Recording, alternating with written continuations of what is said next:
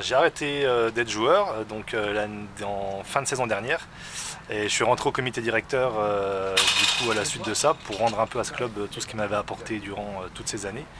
Et j'ai continué quand même à conserver une licence au cas où parce que l'amour du ballon, il y a un moment forcément ça cherche un petit peu et le terrain aussi, et puis les copains, donc je m'entraîne un petit peu encore avec eux. Et je viens voir les matchs des équipes B, A et du club et des jeunes. Selon ma disponibilité, je me rends régulièrement au stade. Ouais, le S Golbet qui a un beau potentiel, hein, qui vient de faire venir Aurélien Ferrari, notamment au poste de directeur technique.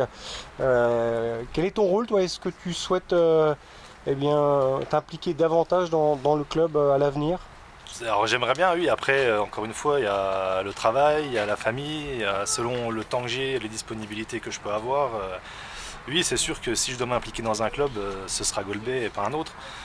Encore une fois, avec toutes les émotions que j'ai pu avoir dans ce club-là et toutes les années passées, c'est normal que je sois ici. Après, mon rôle au sein du comité, bah, c'est de donner un peu mon avis, mon point de vue par rapport du coup à cette expérience du club. Et je fais en tout cas du mieux que je peux et avec plaisir. Bon, qu'est-ce que tu as pensé de la victoire de l'équipe B de Golbet face à Bru, Jean Ménil? Eh ben, une victoire importante, c'était nécessaire pour le club, pour l'équipe de reprendre 3 points aujourd'hui, d'autant plus à domicile contre une équipe qui n'était pas très bien classée, qu'on va maintenant mettre à 5 points. Ça permet à l'équipe B de reprendre confiance et surtout de pouvoir enchaîner, j'espère, les bons résultats. Il y a 2 matchs importants au mois de novembre, le premier et le 3 qui vont succéder, donc il va falloir maintenant enchaîner parce que avec les joueurs qui composent cette équipe réserve, je pense qu'il y a possibilité de jouer les 4-5 premières places. Donc il ne faut pas laisser de points en cours et encore moins de points à domicile.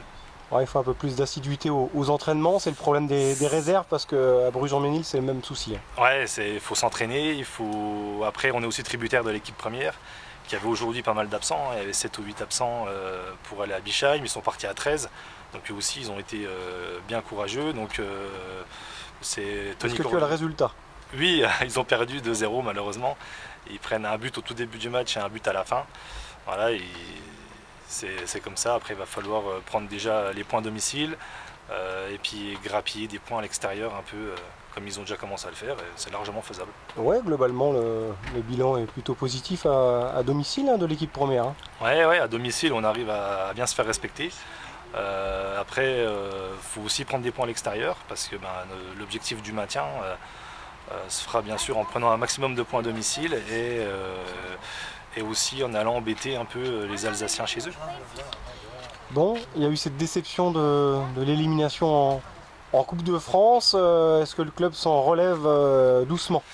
Bah, la coupe, on sait la coupe ce que c'est, hein, c'est quelque chose de particulier. Alors c'est sûr que cette élimination, elle a fait un peu de mal dans les têtes. Elle a fait un peu de mal parce qu'on perd Jamel Sini sur carton rouge, parce qu'on perd Saïdou Sall sur blessure. Après, voilà, faut vite tourner la page et se remettre au championnat. La Coupe de France, on ne la gagnera pas de toute façon, quoi qu'il en soit. C'est dommage parce qu'on avait la possibilité, je pense, de faire un petit parcours sympa. Maintenant, voilà, il faut vite se remettre dans le championnat de Régional 1. On a besoin de tout le monde pour prendre tous les points.